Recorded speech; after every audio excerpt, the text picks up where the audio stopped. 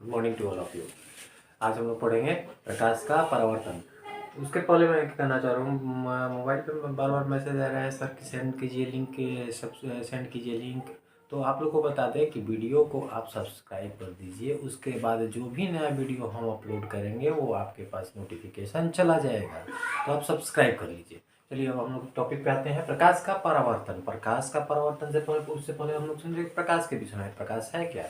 प्रकाश के विषय में ऊर्जा का स्रोत, ये तो source of energy. Source of energy ये हम लोग बहुत पहले से पढ़ते आए हैं कि ऊर्जा का स्रोत है। तो ऊर्जा का स्रोत है और उसका कोई क्या कैरेक्टर है? प्रकाश। प्रकाश डुअल नेचर, डुअल नेचर भी हम लोग सुने हैं कि डुअल नेचर, दो बिहेवियर, दो कैरेक्टर शो करता है। ऐसा क्या है भाई दो कैरेक्टर इसमें? तो शुरू में क्या हुआ, 19वीं शताब्दी के पहले न्यूटन जो थे वो बोले कि भाई ये प्रकाश जो है वो किरण किरण है, कण है, पार्टिकल है।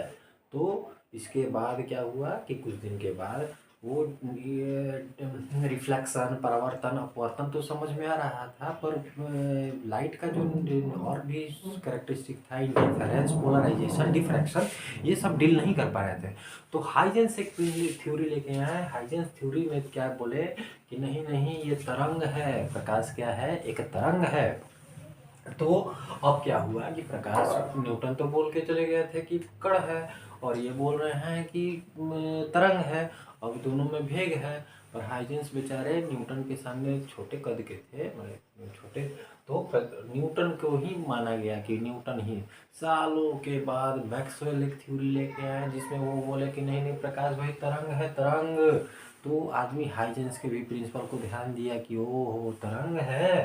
तो तरंग उसको, और मैक्सवेल के जो थ्योरी थी उसको हर्ट्ज ने एक्सपेरिमेंटल रूप भी दे दिया कि भाई ये तरंग है। चलिए तो अब छोड़िए, हटाइए, अब पाठ्यक्रम को छोड़ दीजिए, अब तरंग माना जाए। लाइट तरंग है, लाइट तरंग है, चलिए लाइट तरंग है। अब क्या हुआ भाई कि चल तरंग से बड़े, तरंग सबको डील भी कर रहा था, रिफ्लेक्शन को, रिफ्रैक्शन को, मैंने प्रकाश परिवर्तन को, अपवर्तन को, डिफ्रैक्शन को, इंटरफेरेंस को, पोलराइजेशन को, ये सबको डील भी कर रहा था। चलिए तरंग से सारा सॉल्यूशन निकल गया। तब तक क्या हुआ कि बहुत बड़ा एक्सपेरिमेंट, फोटो इलेक्ट्रिक इफेक्ट, आप लोग सुने होंगे।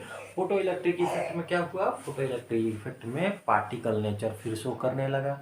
अब जाए फिर ये पार्टिकल प्रॉपर्टी, फिर ये कण हो गया।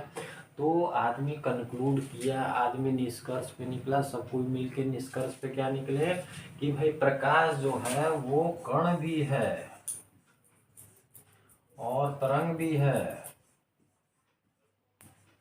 तरंग भी है। इस तरह से पार्टिकल, प्रकाश क्या है? डुअल नेचर का है। डुअल नेचर, दोहरा चरित्र है इसका, दोहरा चरित्र है इसका प्रकाश का। और प्रकाश के विषय में और समझे हम लोग कि क्या क्या हो सकता है। चलिए तो हमने पर समझा कि प्रकाश क्या है, डुअल नेचर का है, दोहरा चरित्र है इसका, क्या क्या, पार्टिकल एंड वेव, कण और तरंग। और कुछ का आपका थोड़ा कैरेक्टरिस्टिक हम लोग समझें कि लाइट का क्या क्या कैरेक्टरिस्टिक होता है। चलिए, कैरेक्टरिस्टिक ऑफ लाइट, क्या क्या विशेषता होती है, क्या प्रॉपर्टीज होती है, लाइट कैसा दिखा बिहेव करता है।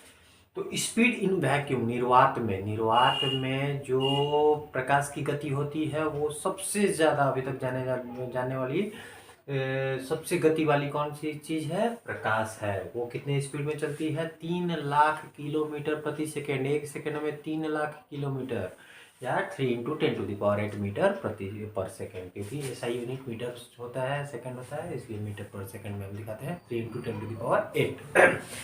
It is an electromagnetic wave. ये क्या है? एक इलेक्ट्रोमैग्नेटिक वेव है।